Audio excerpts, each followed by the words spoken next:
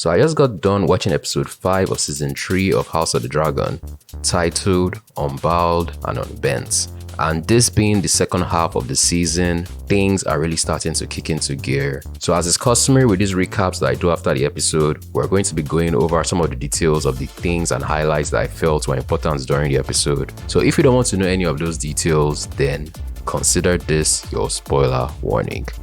So the episode opens with a meeting between the leaders of the Rivermen, Lord Tully, and the Northmen forces, basically lamenting the guerrilla tactics being employed by Christian Cole and his men. Because as at the end of the last episode, they had pretty much resolved to trying to frustrate the Rivermen as best as they could. So they are basically relying on these underhanded tactics of attacking their camp at night and just trying to frustrate their efforts basically to try and slow them down as best as they can.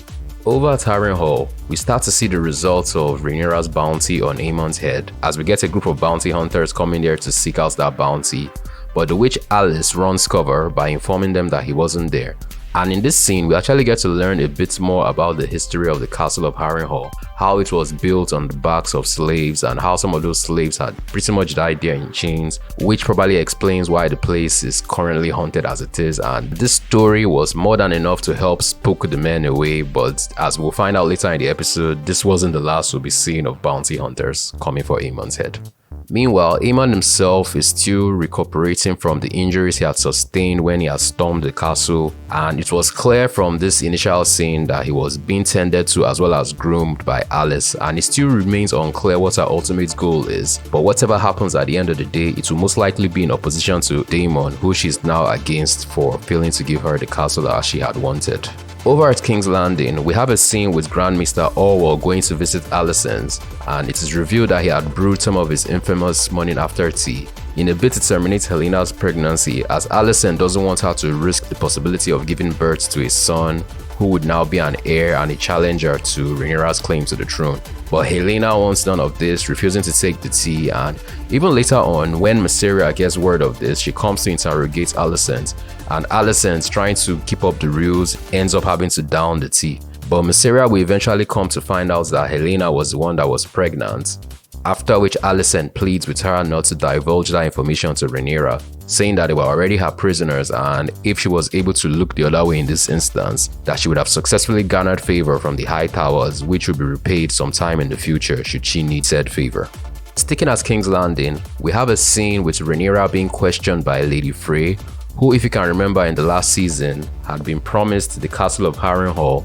But since she has gotten word of the bounty on Aemon's head and the price of the castle, she more or less wants to know why this isn't being honored. But Rhaenyra placates her with a seat in her small council.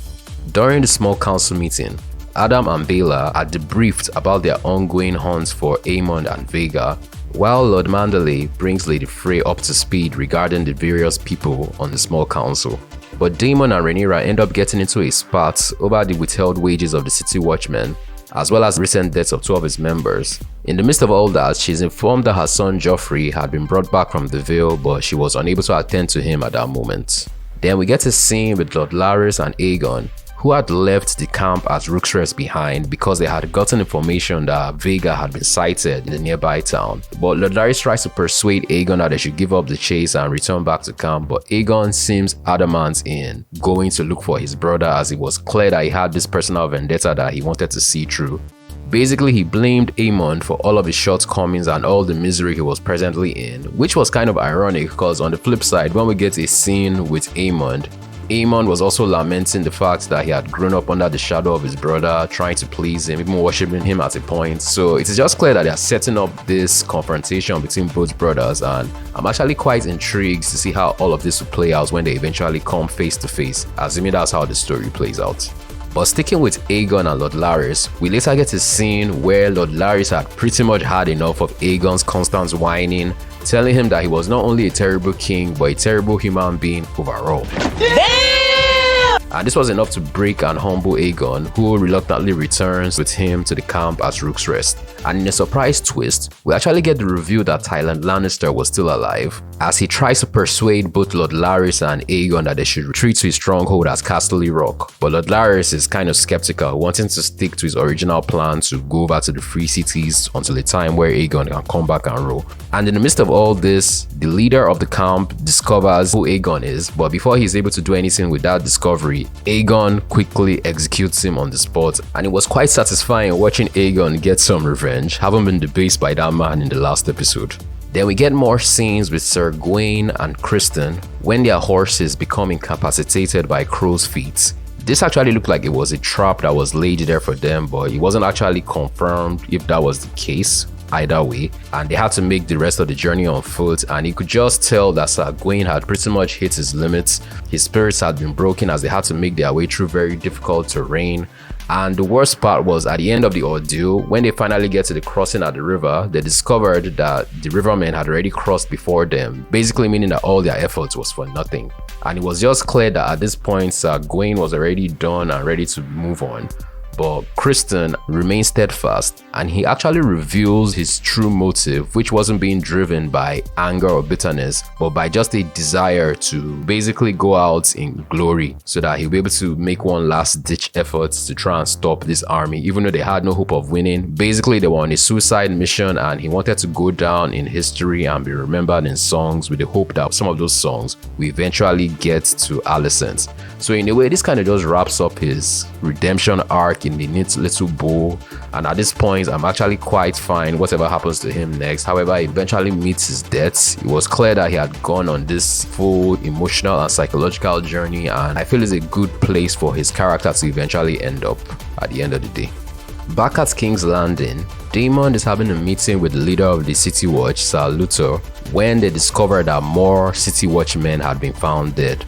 And he later gives the remaining gold cloaks a rousing speech, basically promising them that they will be repaid 2 times fold for all their unpaid wages. And as well, when Rhaenyra's empire eventually expands to the regions of the Free Cities and they acquire more wealth and gold, that they will be first in line to receive from that bounty. And the men pretty much bought into all this as they were cheering and very happy. And later on, when they finally catch one of the people responsible for the killings, Daemon tortures the man until he gets information that he was actually working in service of King Daeron Targaryen. And Daemon takes this information back to Rhaenyra, basically showing her that this is why they should have burned the high towers in the first place. And as I alluded to earlier, we get more bounty hunters coming to Harrenhal to claim Aemon's head. And Alice once again tells them that he wasn't there, but this particular group seemed more rowdy, and one of them even goes ahead and tries to assault Alice when Aemon arrives to save her, revealing that he was very well on his way to getting back on his feet. Then the episode ends with Sir Criston giving what sounded like a final speech to his men, as Sir Gawain and some other men slip away, while we simultaneously also get the scene with Alicent and Helena discovering the secret passages from their room.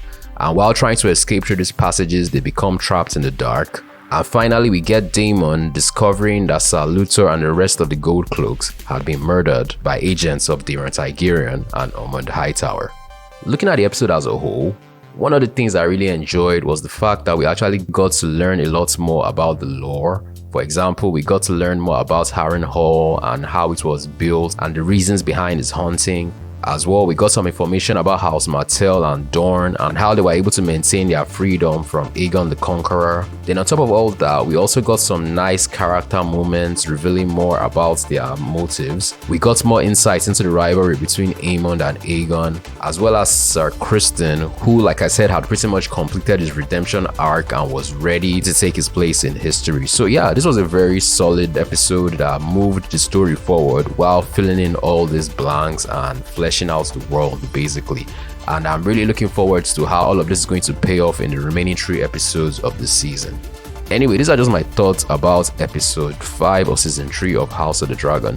What did you think about the episode? Were you a fan of Sir Criston's overall arc, or would you just like him to be done with? Let me know in the comment section down below. Don't forget to like this video if you enjoyed watching this discussion, and to subscribe to the channel with notifications turned on if you'd like to see more discussions like this in the future. And until the next one, this is Michael, signing off.